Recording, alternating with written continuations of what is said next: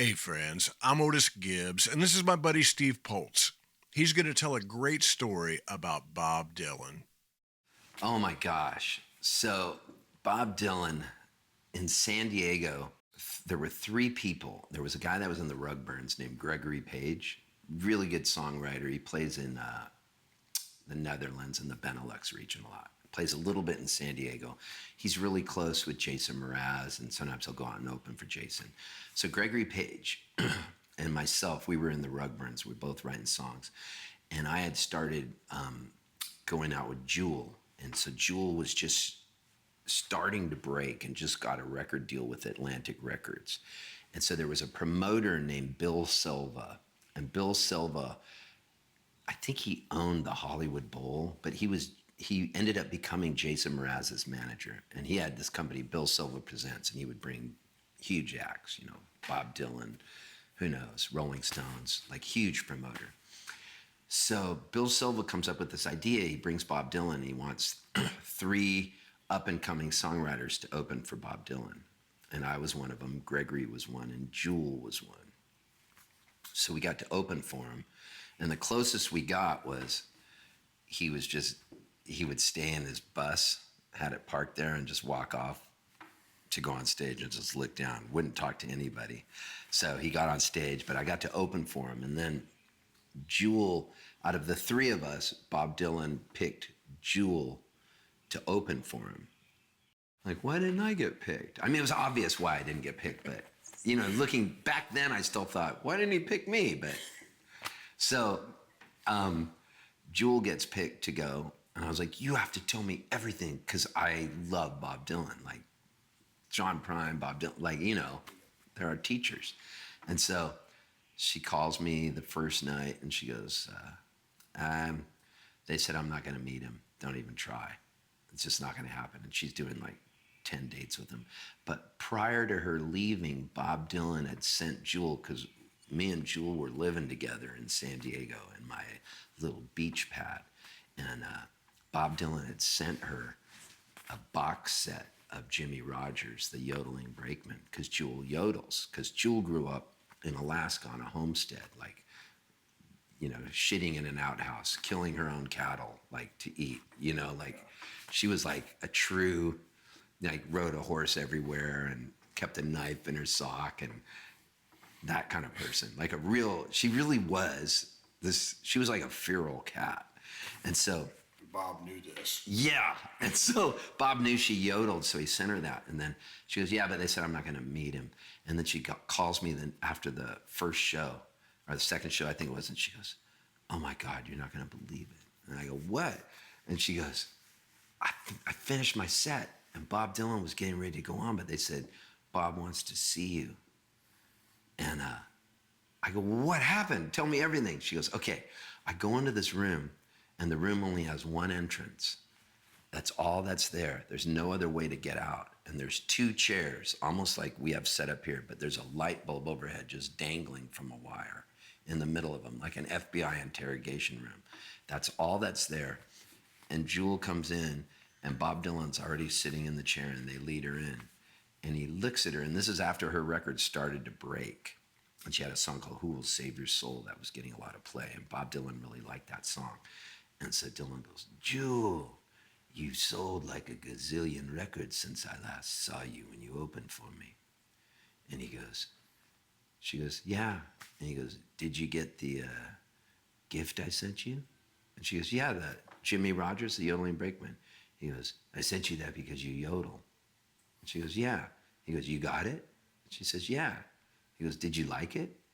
She goes, yeah, I did. And then he goes, well, how come you didn't thank me? And she goes, what do you mean? How come you didn't thank me? She goes, what am I going to do? Look up Bob Dylan in the yellow pages? Because she's got a real smart mouth. And he goes, well, you could have called my secretary. And so that night when she had played, she ended her set with Who Will Save Your Soul, but her guitar had gotten whacked out of tune, and she was panicking on stage and lowered it like 2 steps and had it in a weird tuning and ended on it. And then he goes, how come you didn't play Who Will Save Your Soul tonight? And she goes, I did. And then he goes, no, you didn't. She goes, yes, I did. And he goes, no, you didn't. She said, yes, I did. And then he goes, then it must have been in a different tuning.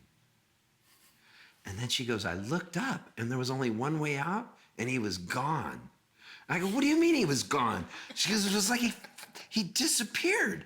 She goes, then I stood side stage to watch his show and he would come off one side of the stage and appear on the other. She goes, I swear to God, Steve, he disappeared. So that's as close as I got. Did he talk to her at all throughout the rest of the tour? No, that was it. Wow. He brought her out to sing with him. And one night he said to the audience, she sings better than Joan Baez, and gave her a noogie on her head, like a, she goes, it was so weird. I love that, because I love Bob. Yeah. It made me happy, you know? He's just a quirky guy. If you wanted to hear a different story, go for it, whatever you want to tell us. So I had this has nothing to do with Bob Dylan. Yeah. But I had this manager, and I shouldn't say his name, but I'm gonna, because he told me this in confidence, but it's a cool story. So his name's Charles Dreby. He's from Atlanta. He's a music attorney, but for years he managed the Blind Boys of Alabama. Ruthie Foster, he managed me.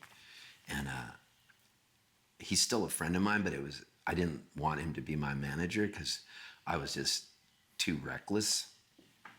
When I met him, he just had this idea of how he wanted me to be. He wanted me to be kind of clean cut, and he wanted to pitch me to PACs. Is that what they're called? Yeah, Performing Arts Centers, yeah.